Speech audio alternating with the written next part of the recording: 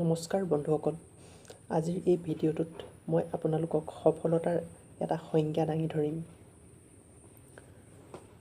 সফলতাৰ বিষয়ে ভিন্নজনে ভিন্ন মতামত প্ৰকাশ কৰে, কিন্তু বাস্তৱিকতে সফলতাৰ সন্দৰ্ভত এটা স্পষ্ট ব্যাখ্যা দিয়া সম্ভৱ নহয়।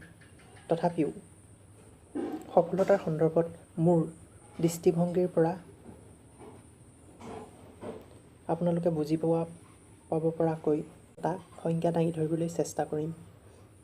প্ৰকৃততে সফলতাৰ বাবে কেইটামান দন্তস্বৰে আৰম্ভ হোৱা শব্দৰেই প্ৰয়োজন।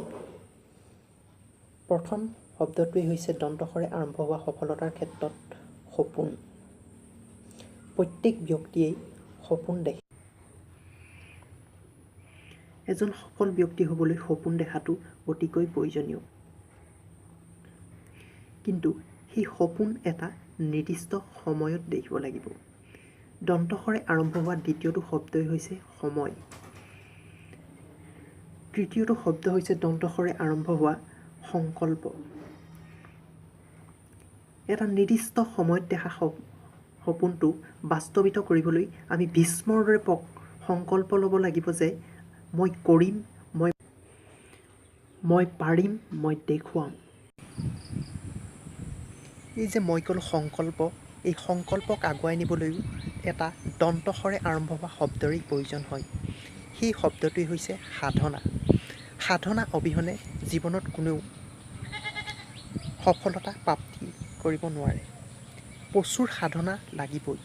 তেওঁ লাগিলে যি বিষয়তে সফল হ'বলৈ বিচাৰে, প্ৰচুৰ সাধনা অবিহনে কেতিয়াও তেওঁ সফল হ'ব নোৱাৰে। আপোনালোকে মন কৰিব যে মই কোৱা প্ৰতিটো শব্দই দন্তস্বৰে আৰম্ভ হোৱা। এই সফল শব্দটোৰ দন্তস্বৰেই আৰম্ভ হৈছে। কি সময়েই হওক, কি সংকল্পই হওক, কি সাধনাই হওক, গোটেইকেইটা শব্দই দন্তস্বৰেই আৰম্ভ হৈছে। দন্তস্বৰে আৰম্ভ হোৱা পঞ্চমটো শব্দ হৈছে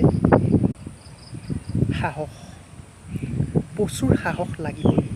যি বিষয়তে আমি সফল হ'বলৈ নিবিচাৰোঁ কিয়, সাহস নহ'লে আমি কেতিয়াও সফল হ'ব নোৱাৰোঁ। 20 খোজ আগুৱাই যিজন ব্যক্তি 10 খোজ পিছুৱাই যায়, সেইজন ব্যক্তি কেতিয়াও সফল হ'ব নোৱাৰে। বা 10 খোজ আগুৱাই যিজন ব্যক্তি 5 খোজ পিছুৱাই যায়, সেইজন ব্যক্তিও কেতিয়াও সফল হ'ব নোৱাৰে।